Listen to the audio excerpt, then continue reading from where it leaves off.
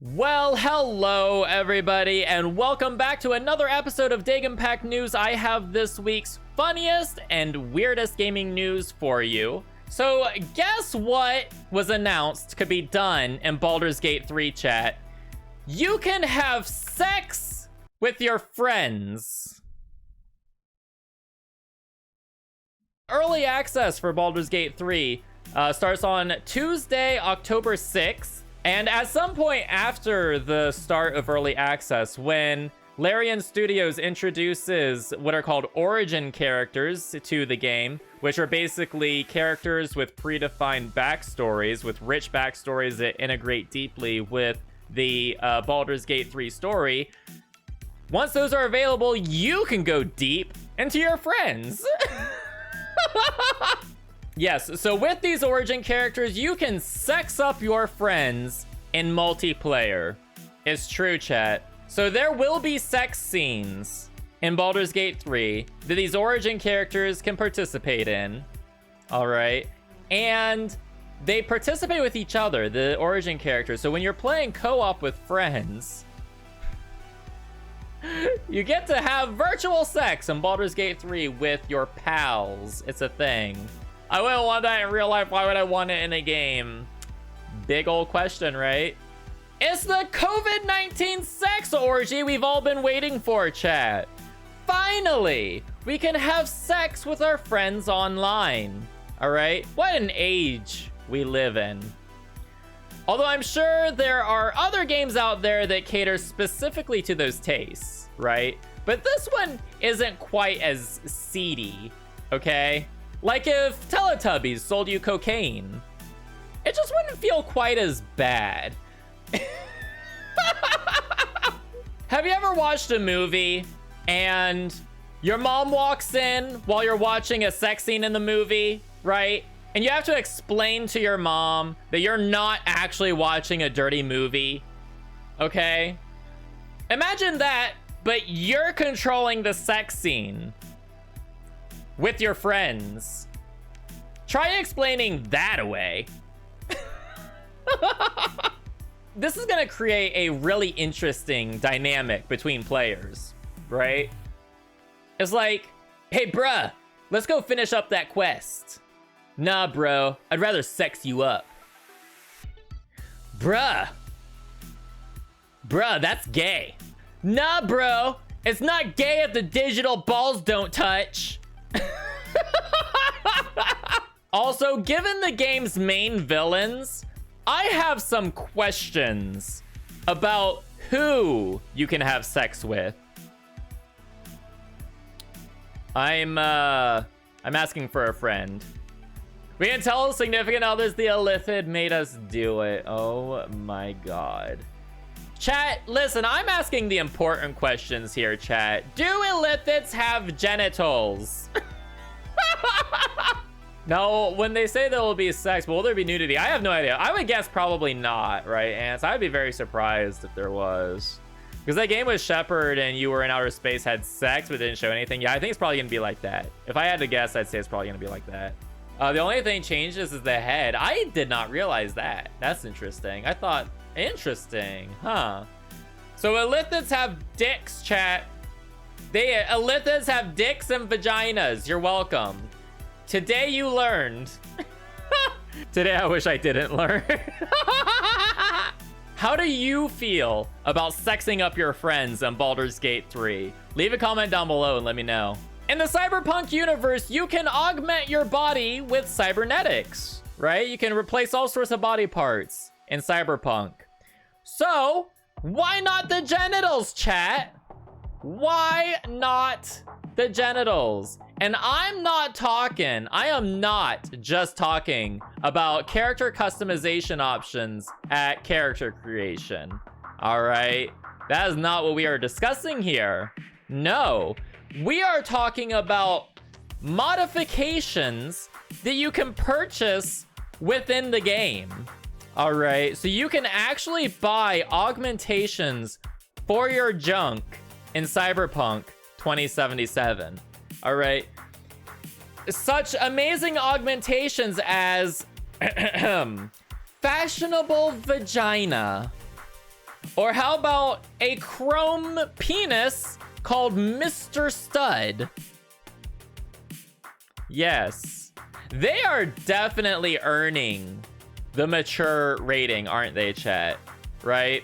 So between full-on nudity, genital customization, sex workers, and so on, for sure earning that mature rating. Speaking of sex work, there's a whole lot of sex work to be seen in Cyberpunk 2077, all right? Is this like a main part of the story? It's like, wow, you know, sex work in games have come a long way since the old Grand Theft Auto days, where you'd pick up a hooker and both sit silently as the car inexplicably rocked back and forth. It looks like having either one equipped can make the player more desirable to those they're attempting to seduce. Nothing says I'm an attractive, well-adjusted, desirable individual like I've invested money in a shiny metal penis. Wanna see? By the way, if you like the show so far, hit that like button. I cannot guarantee that it will give you a chrome penis, but it'll make you feel better. It'll make me feel better. In our next story, there is a lot of excitement around new console pre-orders, right? Everyone has been rushing out to get the next generation of consoles that are coming out this holiday season. There's huge pressure to get your console pre-order in before everybody else does because of very limited supply. If you don't get your pre-order in, as soon as they're available, somebody else will. They've been selling out like crazy, all right? People want that Xbox Series X. People don't want that Xbox One X. Some unfortunate people got the latter. Yeah. How do we know? When the Series X pre-orders went live, the sales rank of the Xbox One X on Amazon went up by 747%. It's like, what a bunch of idiots. Excuse me, I just need to check on something real quick. I mean, it's understandable. Like, a lot of these pre-orders, they went live like in the middle of the night. People were half asleep placing their orders. People got confused. And I mean, honestly, who can blame them, right? Microsoft is terrible at naming their products. Let's face it, they're terrible at it. I mean, look, you've got the Xbox. You've got Xbox 360, Xbox One, Xbox One X, Xbox Series X, Xbox Series S. They make the Star Wars franchise look almost coherent, right? They also did Windows 7, Windows 8, Windows 8.1, and then Windows 10. See, I don't think Microsoft understands how numbers work. Okay? And like, imagine older parents trying to buy this for their kid, right? Could you imagine? Like let's put ourselves in their shoes for a second here. Xbox One? Isn't that the first one? Is Series X. Does that mean Series 10? This one says Xbox 360. The letter S is a half in Roman numerals, yes? So the Xbox One S would technically be Xbox 1.5? Fuck this shit. Let's just get him a PlayStation. I guarantee there will be parents who will pay the extra $100 for the PlayStation just to be sure they haven't accidentally bought an old console. All right? I guarantee you. And to make matters worse, some statements released by Microsoft are mentioning an Xbox One Series X console, and I honestly can't tell which console they're referring to. On an unrelated note, Dagon will be giving away a bunch of Xbox One X consoles at Christmas. Michael!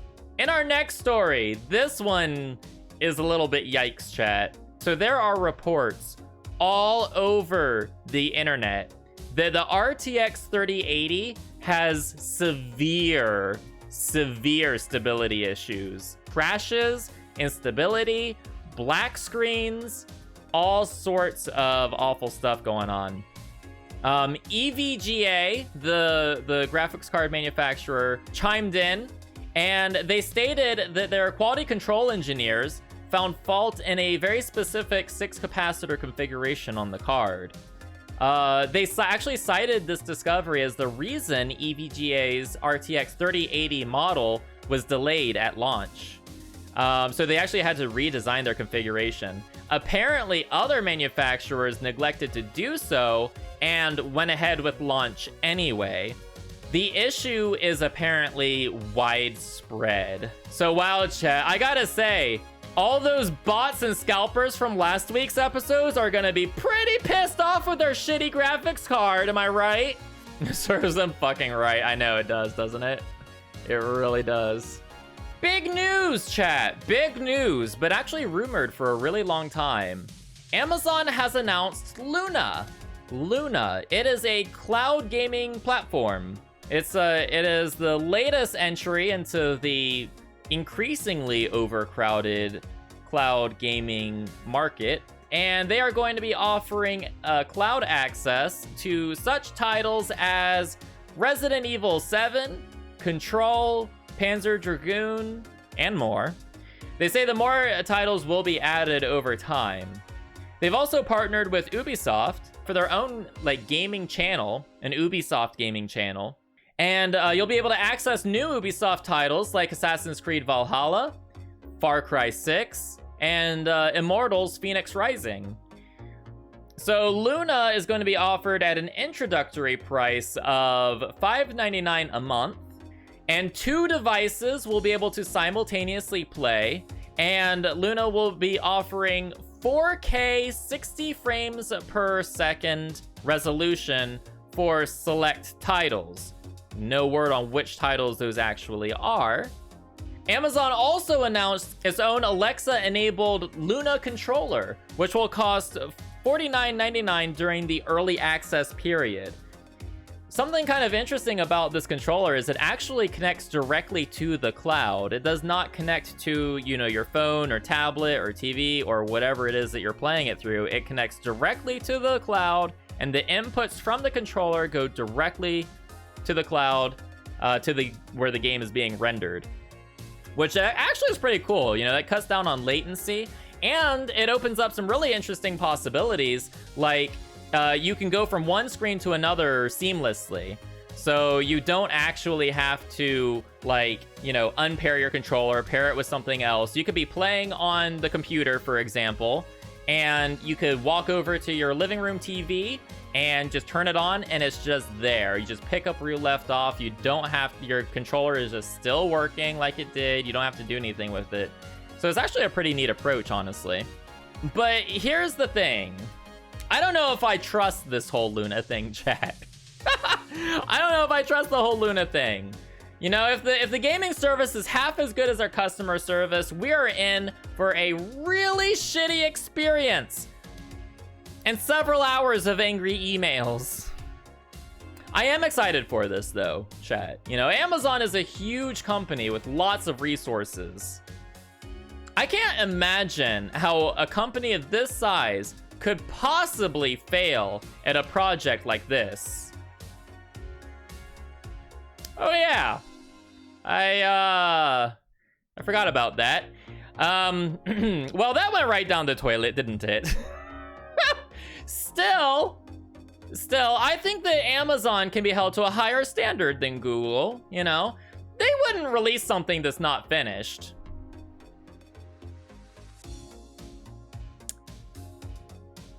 Oh yeah. They did do that. Yeah, I think this whole thing might be a massive failure, chat. Among Us 2 is canceled, chat. It's true. Among Us 2 has been canceled. The recent surprise success of the 2-year-old game Among Us, the original Among Us 1, is the reason for Among Us 2's cancellation. Due to popular Twitch streamers playing it for their massive audience, the nearly 2-year-old game will not be getting a sequel. The developer canceled the sequel in order to focus more on the content that the first has and expand upon that instead. I've never heard of something being so popular that they had to cancel a sequel. It's an interesting approach.